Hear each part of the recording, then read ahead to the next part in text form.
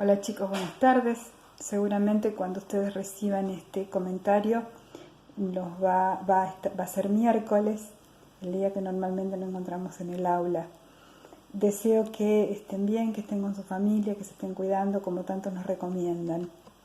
He decidido tener un pequeño acercamiento a ustedes en una instancia que no sea solamente a través de la devolución del escrito, devolución escrita, sino que he querido acercarles algunos comentarios orales por este medio. Hemos realizado dos grupos de actividades, un primer envío. Ustedes analizaron profundamente la Oda al Libro de Pablo Neruda, que empezamos a leer en clase la última vez que nos vimos. Luego hicieron una indagación de una selección de cuentos que se titula Historia y Ficción. Yo la estoy mirando aquí mientras comentamos. Esa antología está armada con cuentos de autores argentinos. Se presenta el cuento primero con su autor anunciado, se presenta la ficción y luego al finalizar una referencia bibliográfica al autor y también una página de un estudio, de una investigación, en todos los casos historiográfica, a cargo de una persona que se encarga de investigar. Entonces, y esa página tiene alguna vinculación con el cuento que se presenta. Por eso el título del libro, Historia y Ficción. Encontramos nosotros primero la ficción, construida por un autor de literatura, y luego nos encontramos con una página de historia y la referencia historiográfica. Ustedes en la primera serie de actividades tenían que mirar el libro, hojearlo y quedarse con el título de algún cuento, de 3 cuentos, y anotar de qué creían que podía tratarse.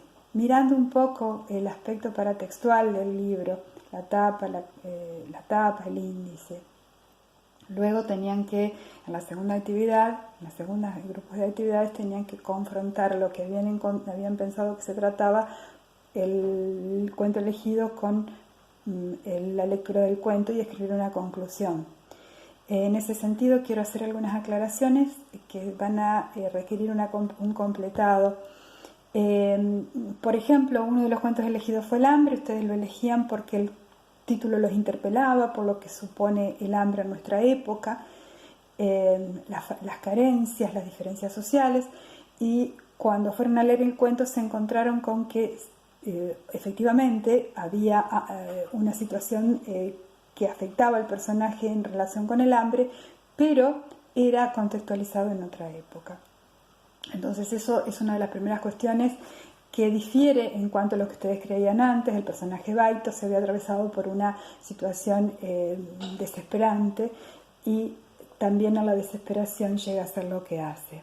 Entonces, ustedes pusieron en algunos casos lo que pensaban antes, luego lo que encontraron, y nos falta un eslaboncito más, escribir la comparación. Lo que yo pensé antes era que tenía que ver con el hambre en nuestra época. Lo que me encontré es que tiene que ver con el hambre, pero resulta que no en la época actual, sino en una época fundacional, la fundación de la ciudad de Buenos Aires. Lo mismo pasa con el marido de una mulata, un marido para la mulata, con esa mujer. Todos estos cuentos, como indica el título, tienen una recuperación por parte de su autor de algún momento histórico, pero hay una construcción ficcional que es la que prevalece.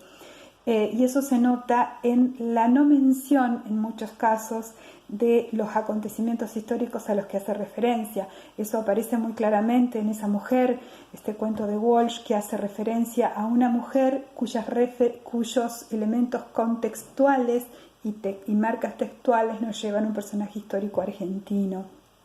Lo mismo, Muero contento, hace referencia a un título de construcción, a una prácticamente frase popular: muero contento porque hemos batido al enemigo, dice el sargento Cabral a las órdenes del general San Martín, ese hombre que lo salva a San Martín después de haber sido apretado el general por el caballo. Entonces este joven se inmola ante su jefe, y la frase se inscribe en la historia, y Martín Cohen retoma esta frase y prácticamente el pensamiento, se mete en el pensamiento del personaje y cuentan esos últimos momentos. Entonces, cómo recupera cada uno de los autores esos momentos históricos es una cuestión que nos vamos a ocupar de hacer a continuación. Lo mismo Facundo y el Moro, un cuento que retoman unos de ustedes, hace referencia a ese momento en que Facundo Quiroga, al final de su vida, cuando siente que lo van a traicionar, echa de menos su caballo, y ante el horror de lo que va a pasar, extraña más su caballo que lo que le va a ocurrir. También Una Virgen Pagana y otros relatos que ustedes eligen. También Los Oficios del Negro Eusebio, de Pedro Gambide, hace referencia a un hombre que tiene varias ocupaciones, y entre ellas termina siendo amiga de un hombre que le dicen Matraca, y ese hombre es el que luego escribe el Martín Fierro. Entonces estamos hablando de José Hernández. Entonces, lo que les voy a pedir que ustedes hagan es volver a leer las comparaciones, lo que pensaban antes, lo que pensaron después de leer el cuento, y la conclusión de lo que pensaba antes con lo que pensé después. Yo pensaba antes tal cosa, luego al leer el cuento me encontré con esto, era distinto, era igual. Eso le falta en algunos casos. También les voy a pedir que de los cuentos que ustedes que han elegido, vuelvan a la página historiográfica, o sea, a la página final, a la que se pone en la antología después del cuento, y analicen algunas cuestiones que son recuperadas en el cuento después. Pero eso va a ir con las consignas. Simplemente